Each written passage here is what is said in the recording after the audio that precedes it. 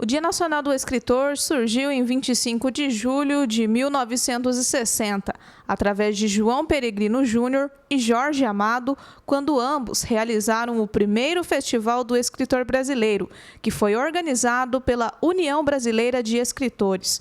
O grande sucesso do evento foi primordial para que, por através de um decreto governamental, a data fosse estabelecida com a finalidade de celebrar a importância do profissional das letras.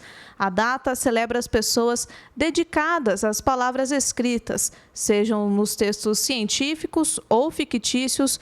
Os escritores precisam ter a grande habilidade de entreter os leitores e, para isso, é necessário um vasto conhecimento de vocabulários, da gramática e ortografia, além de uma boa dose de criatividade e conhecimentos gerais do mundo. Em Rolândia, a escritora espírita Célia Xavier de Camargo, natural da cidade de Galha, estado de São Paulo, fala sobre quando a sua história com a literatura teve início. Em 85, eu comecei a escrever as histórias infantis, né? Começaram a vir assim, normalmente, semanalmente, eu sempre escrevia. Mas, ao mesmo tempo, algum tempo depois, na verdade, eu comecei a escrever outras coisas. Eu escrevia letras de música, poesias, contos, né? E foi não crescendo assim. Até que eu percebi que estavam ditando alguma coisa, mas que não era como um conto que acabou logo. Porque o conto é mais curto, né? Então, eu percebi que não tinha terminado numa semana, não terminou na outra, né? Aí eu vi que era um livro. Foi o primeiro livro que eu recebi. Foi o livro Perdoa, de um espírito chamado Jesus Gonçalves, né? Que, inclusive, ele é muito conhecido. Ele era anceniano e ele faleceu numa colônia em Pirapitingui, lá no estado de São Paulo. E a senhora, inclusive, é do estado de São Paulo, né? Veio para cá em 74. Nós viemos para cá em 74, na metade de 74, porque o meu marido é um dos fundadores da FACAR, né? E então ele veio para ser diretor aqui. Ele era funcionário do Banco do Brasil, né? Trabalhando lá em Marília. E como ele tinha que vir para cá, porque ele que fez o processo, inclusive, da faculdade, então nós trocamos de cidade. Célia também afirma que o amor pela leitura surgiu quando ainda era uma criança.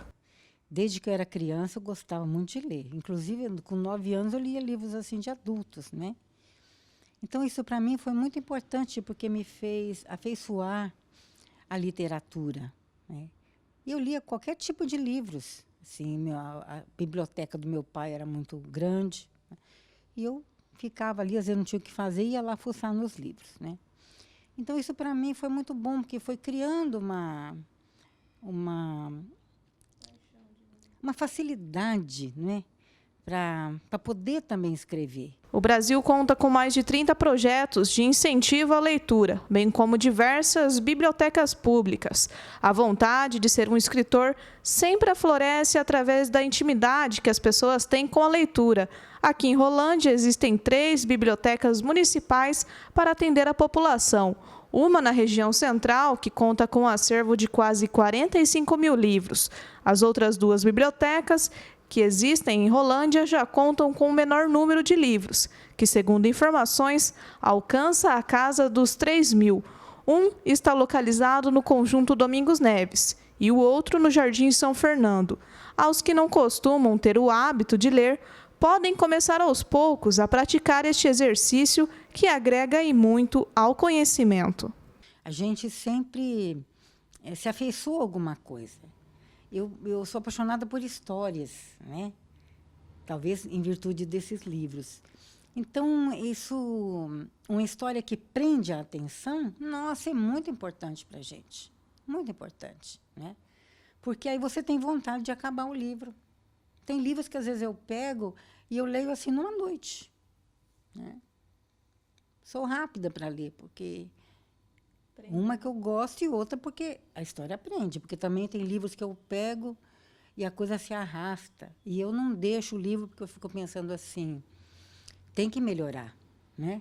Não é possível que não apareça alguma coisa diferente. Vai acontecer alguma coisa. Vai acontecer alguma coisa, né? E eu não deixo o livro.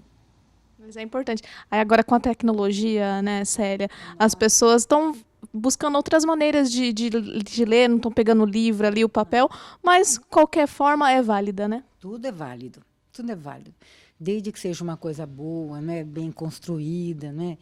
Porque essa ligação nossa com o mundo, né, é muito importante isso aí, né? Nós temos que aprender a conviver com as pessoas e o que elas pensam, né? Então, é muito bom a gente pegar livros, inclusive de autores assim, que possam nos ajudar, né, nessa construção de um pensamento, né? Então, por que as coisas são assim, por que não são, como é que ficam melhores, né? Então, é sempre muito bom, muito agradável. Em verso e prosa, os escritores representam e defendem a identidade cultural do país, fazendo da palavra a matéria-prima de sua arte. Por meio de pensamentos, sentimentos e opiniões, provocam nos leitores diferentes emoções, fazendo rir, chorar, recordar e refletir.